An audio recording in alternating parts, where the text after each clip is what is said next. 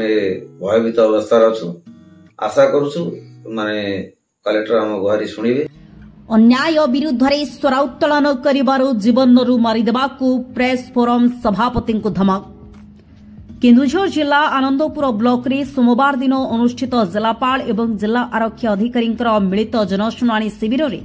अन्याय विरुद्ध रे स्वर उत्तोलन करिबारु जीवनरु मारिदेबाकू धमक दैछन्ते। नमस्कार, मो उमेश सुंदर पाड़िया आनंदपुर प्रेस फोरम सभापति। कौन कहे जो दीर्घ दिन वाद विवाद लगी जो आनंदपुर कॉलेज रे आज से नहीं आप गिरबास कौन कहे कौन सब समस्या रही आनंदपुर कॉलेज? कलेक्टर गिरबास ब्लॉक को आसलु आज आनंदपुर कॉलेज रो आलुमिनी जो अगणतांत्रिक उपाय आत्मघोषित कमिटी को भांगा बारंबार प्रिंसिपल सब collector president GB president MLA को बारंबार आवेदन करते सुधा कर्णपात करती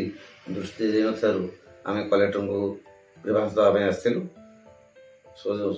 दुर्भाग्यवश कलेक्टर आज आसने पीडी को आम देखा करके संपूर्ण विवरणी प्रदान करूँ पीडी डायरेक्शन सब कलेक्टर को देले से कॉलेज अध्यक्ष को डकई सम्मुखें आम युक्ति उपस्थापन कलु कौन प्रेस मीट नक सफिशिएंट एड्रेस प्रूव नक तीन जन न्यस्त स्वार्थ गोष्ठी आत्मघोषित सभापति संपादक इच्छा अनुजाई प्रिंसिपाल सहित मिसी मधुचंद्रिका गोटे कमिटी गठन कर अनैतिक हिसाब से पैसा कलेक्शन कर व्यस्त अच्छा बारंबार चेक आसूची चेक रिफंड होता कौन कॉलेज आलुमिनी हिसाब से आम प्रति गोटे असम्मान नुहे या प्रति अगणतांत्रिक उपाय गठित कमिटी को विरोध कर आज से आम जीवन प्रति विपद दर्शाई युद्ध हम मर्डर कर दिया मार दिया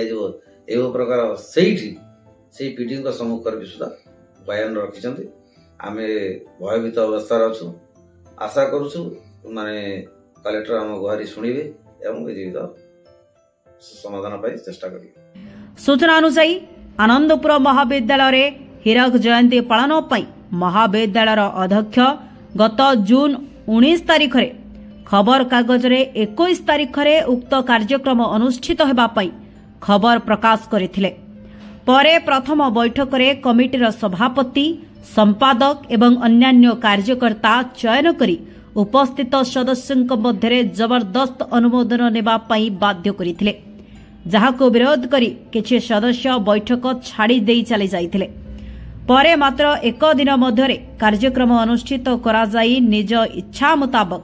गोटे निर्दिष्ट गोष्ठी पद पदवी माड़ी बसी सही अनुष्ठान पांठी को हड़प करबा पई उद्यम चलाइछन्ति, जहाकी उक्त अनुष्ठानर दक्ष एवं अध्यक्ष एथिरे जड़ित थिबा नै अभियोग हेउछि। तेणु एसबु काहीकि एवं कहा निर्देश रे बिना निर्वाचन रे आपण माने पद पदवी माड़ी बसिछन्ति बोली प्रश्न करिबारु निज जीवन प्रति विपद आनिछन्ति प्रेस फोरम सभापति उमेश चंद्र पाढ़ी। सोमवार दिन एसबु समस्या को नहीं आनंदपुर पंचायत समिति रे अनुष्ठित जिलापालंकर अभियोग शुणाणी कार्यक्रम रे उपजिलापालंक सम्मुखरे उक्त अनुष्ठान